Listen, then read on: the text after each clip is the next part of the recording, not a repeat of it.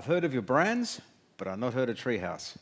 So tell me what TreeHouse does. It's kind of new. I want to start off with the audience. Sorry, I know we're up for drinks, but you just one talk left, so no worries.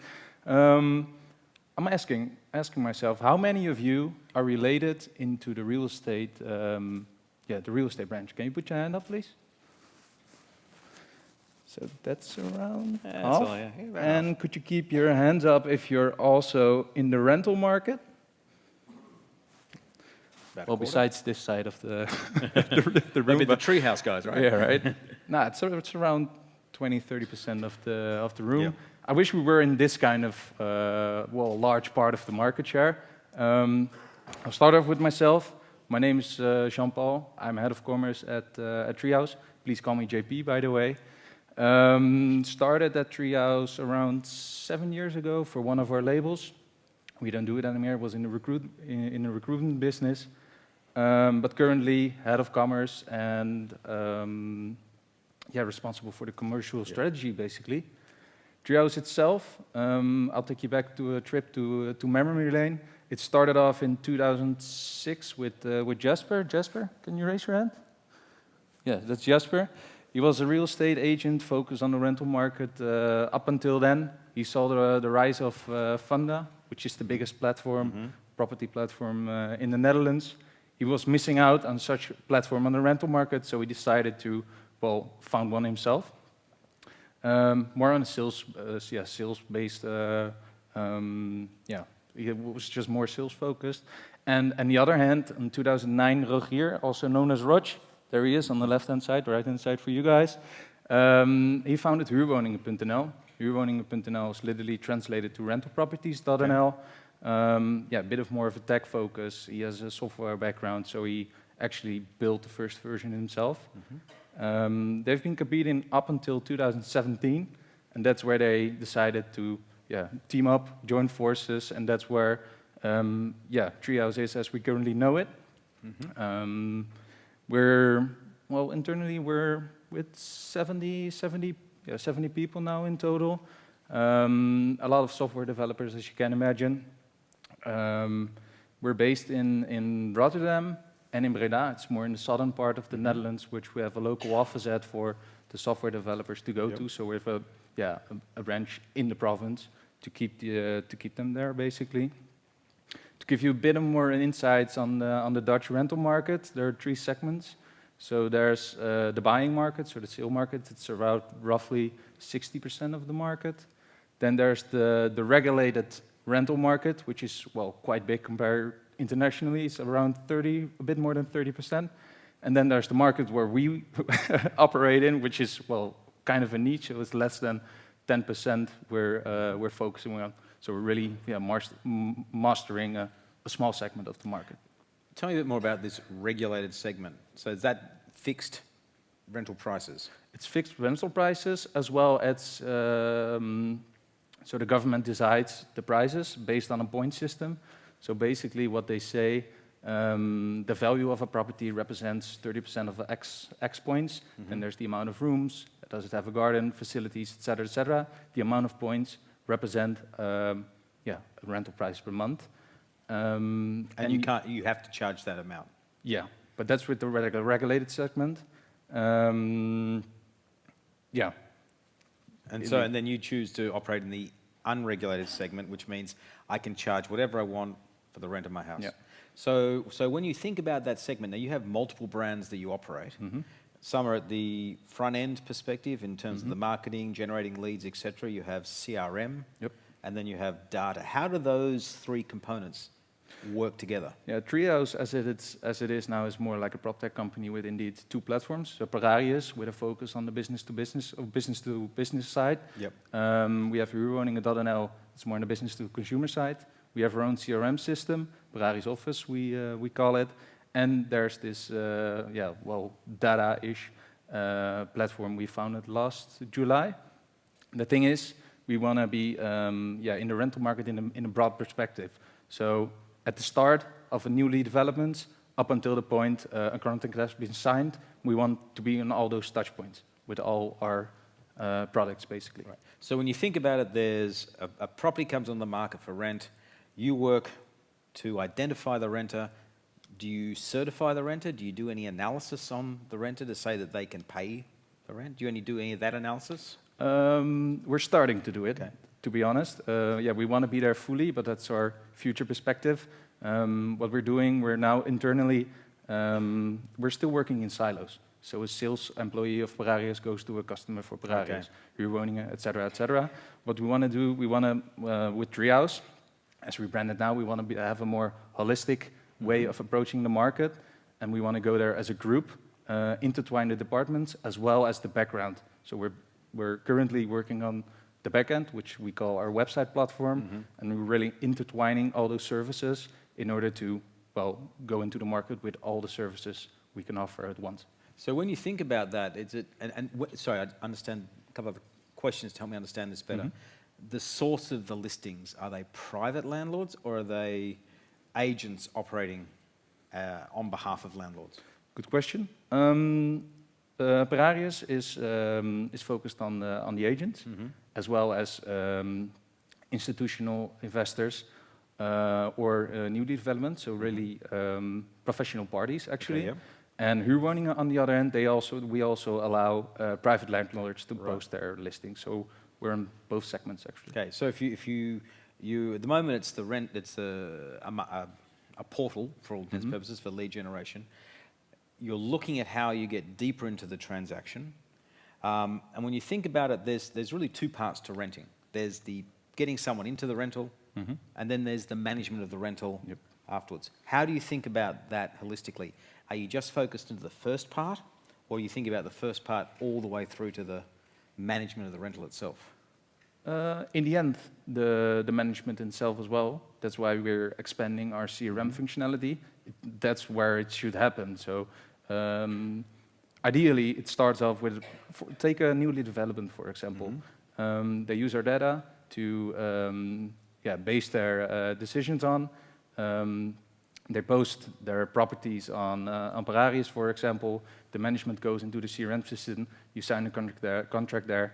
And once a property mutates, so there's another renter in the property, it starts all from the front again. Right. So that's how we want to facilitate the whole rental ecosystem. So you do the marketing side. Do you do the contract management? So the contract between the landlord and the renter? Yes, but just too less still. It is possible in a CRM system, and we want to extend it, of course. Okay. And then how, is it just a straight marketing fee you're charging, or are you clipping the ticket, taking part of that first? I assume the agent in the Netherlands takes 1 or 2 months rent up front. Yeah, about a month. All right, it takes a month. Are you taking part of the commission? Not yet, unfortunately, but that's where we want to go. A lot of not yet. Yeah. I'm sort of getting the feeling that you're trying to get right into the transaction. Which, by the way, the thing is, we've merged the companies in 2016, but we're actually just now, on the point on really intertwining everything. Yeah. So we're really on the verge of our next step, basically. Yeah. And then how? So you walk through that process. You then work with the agent or the landlord directly. Get a renter moved in. Are you involved in any of those ancillary transactions around the outside, lead generation, or have you thought about anything around, deposit bond funding or any of these sort of financial products? Well, we think about it, but we first need to get our basics right in terms of technology and our products, and then that's where we should head, of course. So what's been the biggest challenge for you to get to this place? Well, there are a few. You talked about the regulations on the rental prices already. That's our biggest challenge. So first it's the government. Then there's these new parties entering the market. Then there's finding talent. And fourth, I was about to talk about the inflation, but I don't want to offend my Turkish colleague. Talking about the government has announced like a big package of supporting the Dutch housing market. Okay. They tend to stimulate the build of 1 million houses in the coming 9 years, on the one hand, and on the other hand, they want to regulate a big segment. They propose like 60% or 70% of the now unregulated market. They want to regulate it. So you can imagine it's going to be quite a challenge for us, to evolve our company to those, new developments by the government. But can't you operate in the regulated market? Because the only thing you've still got to find the people to move in, right? You can surely but the provide thing a is, service. the regulated market has been owned by the how do you call it, the property corporations, we call them in the Netherlands, and they're semi-government, and you need to be on a waiting list. The waiting list at this moment is around 8 years for a regulated rental property. So what do you do for the other? What do you do for the 8 years in between? You go to the unregulated market, or? Yeah, but if they're going to regulate that as well, you tell me what to do. I know. So, okay, which is why they're building the extra million properties. I can understand. So if they're the challenges, how do you go about addressing these challenges, whether it's finding skilled people or dealing with this changing market structure? How are you going to grow the business in that environment? Well, first of all, the more holistic approach, we believe that if we brand TreeHouse as a whole, we can serve more customers, especially the institutionary investors, for example, but also the smaller investors, so the UME in this world. And still getting those fundamentals right in our systems. And then we're ready and set to evolve a company to the next step. Right. So as you go through, you've got your master plan of bringing these elements together, working from one end, which is the identification of a potential renter, certification, then right through to placing them into the rental property, and then even further beyond, actually being the property manager on behalf of the landlord. And let's say you get your technology platform in place and it delivers across that. How do you think of growth then? Because you've got this sort of constricted market with government regulation, so your supply of properties is the biggest issue. Yep. Okay, and you can't do much about that. Nope. Unless you go into building properties. Well, the emerging market in the Netherlands now is new developments, as the proposal of the government by building 1 million new houses. I think 30 or 40% of that must be affordable rental properties as well. So that's something we are looking at. Actually, we're facilitating newly developments on our SERPs, which we didn't do before because of the regulations also. That's one of the markets we're looking at in terms of supply, new supply. So you would partner up with large developers to do the management of the rental property afterwards? Yeah, we actually have a pilot running now with the biggest new developments company in the Netherlands, to have a pilot and facilitate that on our SERPs. Yep. So that's our growth market in terms of supply. Okay, I've got another question for you, but 1 second. Bruce, can we bring up the Slido, please? There is a guy behind here, by the way, who's locked away. I just don't say Bruce randomly, and something happens. So when we think about that, but then you look at other European markets, right, which aren't as regulated. That must be an exciting opportunity if you get your fundamental model right. Yeah, we think there's still enough growth within the Netherlands for now. But yeah, perhaps that's something to look at. Yeah. It has crossed our minds. I'll take that, yes. Yeah. Okay. What's the normal rotation of renters at the regulated segment? By rotation, I assume that means how long do they stay in a property for? And do people ever move? I would assume this is like rent control in the US, where once you're in, you don't leave. There's a huge problem with the regulated segment in the Netherlands. So there's a lot of people that are in a regulated property, but salary-wise, they earn too much to actually be in there. So we call it grey living in the Netherlands. So that's a huge problem. That's something the government, luckily, is looking into as well. So to bringing them from the regulated to the unregulated market. Right, so they don't qualify anymore for they have too many points, I guess, in that. Well, it's not about the points, but it's like a salary-based model. If you earn too much, you have to move out. Got it. That's how it should be, at least. Of course. Yeah. But clearly it doesn't quite work that way. Not at the moment. Nope. What's your view on Airbnb? In the US, Airbnb's biggest growth is coming from the segments longer than 30 days. So are you thinking about this shorter term rental market rather than the longer term rental market? We're only doing longer term rental market, actually. Okay. But have you thought about it? Yeah, we had it in the past. Yeah. But it wasn't big enough for us to really invest in. The funny thing is, during COVID, we saw a lot of Airbnb properties find their way to our platforms. A short stay was, just vanished, of course. Of course. And went to all our platforms. But We supported it in the past, but we decided to cut it off and only focus on long term. Keep our focus on the things we're good at. So you're focusing, and for you, long term is 12 months and longer? At least 3 months is our At least is our rule. Yeah. Well, 3 months is not long term. Oh, that's short term. Well, longer term than Yeah. Airbnb at least. Now, there's a lot of businesses out there that are finding interesting niches around that sort of 3 to 6 month relocation period. Some, there's some operating in the student accommodation market because they only really need something for 8 or 9 months a year before they then disappear back to where they. And I know Amsterdam in particular has a lot of international students who come in for the Expats universities as well. and expats coming in. So how do you think about that segment? Is that one that you're targeting? Because that's got more. It's got more interesting requirements than straight just renting it for a period of time. Because they want furnished, they want the capacity to do it remotely, make bookings remotely. We facilitate those quite largely already.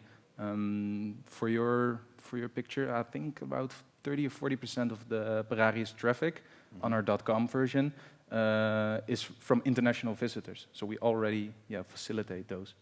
Okay. And then there are other models that basically say, well, I'm going to take over leasing of, this is things like Blue Ground in the US, if you know Blue Ground, or Sonders and such, and then they basically lease whole buildings, and they then take over the responsibility for doing the Jenga thing, trying to get all the rentals operating around 90 to 95%.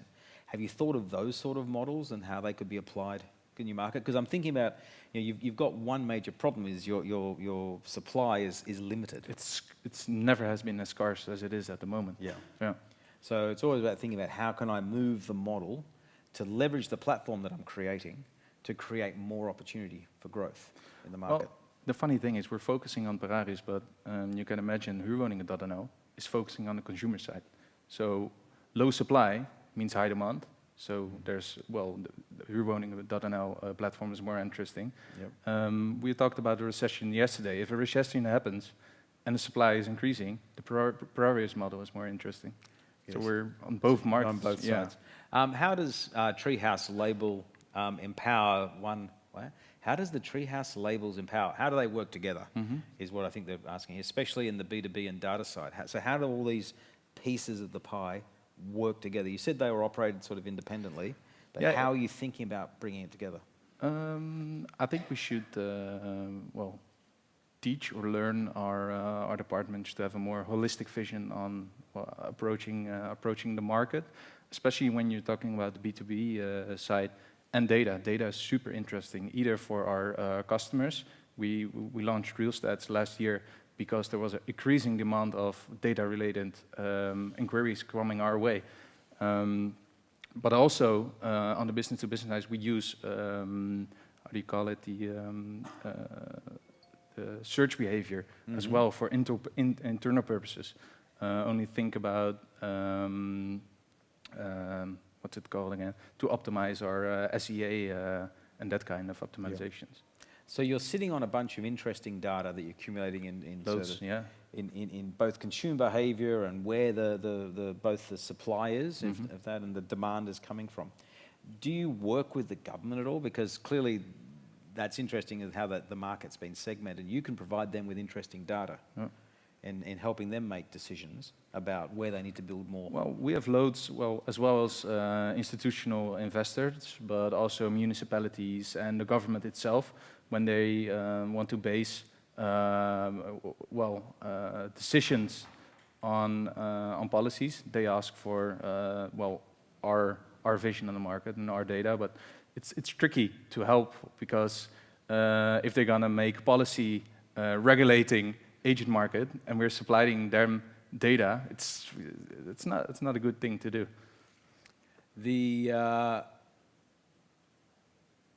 Why is it not a good thing to do? Because at the end of the day, you're sitting on very interesting data, right? And you want to create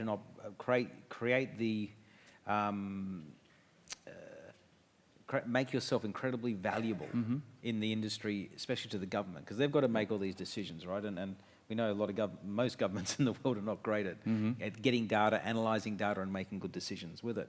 So if you can then provide them with interesting we do, insights. but you always have to keep in mind that the data is the agent data. in the end. And if they are regulating their market with their data, then you have a conflict. But consumer buying behavior or consumer That's behavior different, yeah. That's on the other end. It's not the agent. Yeah. That's, you're trying to work out supply and demand, because if the government's trying to get this balancing act right of the people who need rental properties and putting the buildings in the right places, you probably have some good input into that process. We can see exactly who's visiting or looking at properties from inside of Amsterdam, outside of Amsterdam, and vice versa. So yeah, that's really interesting. And that's something we're actually monetizing at the moment. Yeah. And then, so when you roll the clock forward, right, and you've got your processes working well, you're doing the end-to-end bit, you're actually operating in the market in a very interesting way, and you're clipping the ticket all the way through. You might have finance products in terms of helping someone get into a rental property. They might not be secondary transactions. So well, you could move into secondary transactions. How do you see the opportunities? Well, the opportunities are endless, but I think with the challenges we currently have, we're full for the coming at least 3 to 5 years, and after that we have to set a new goal to course on. Okay, and then it's either, as we talked about before, it's either moving to new markets or it's finding other ways to cut the pie and extract value from Exactly. it. But it's and the other question is, when you think about building this model out, who do you look at around the world? Other companies in other markets that are doing similar things. Who do you learn from, take inspiration from? Well, we've got ImmoScout in Germany. They have like the what's it called again? The Meter Plus service they're having. Yep. That's interesting, for example. Yeah, that kind of parties. Okay. So anyway, I think this is a very interesting opportunity and a way of looking at a market. I think it's super interesting how you're going deep in a segment that has very interesting limitations on it, with the government on one side and people buying houses on the other side. So you've got to operate within that. It's quite a challenge. What we see, for example, by pronouncing or by the pronouncement of the regulations, we see a lot of private investors selling their buy-to-let properties because they're just afraid they cannot make money out of it anymore. So then, how do you participate in that at all? If they're in the sales segment, in the sales category? Well, we did actually. You know Vanda, of course. Yes. We tried to attack them like 4 years ago, I think. But honestly, their spontaneous brand awareness is so huge. They do such a great job concerning that. It's a little hard. It's not to fight against. Really. Yeah, no, I can understand that. Well, thank you very much. I like what you're trying to do in this market. And I think if you can crack the code on that and really position yourself everywhere throughout this process, you become essential for any agent or landlord to operate, and then eventually you don't need agents, right? Because you can then operate it from end to end. Yeah.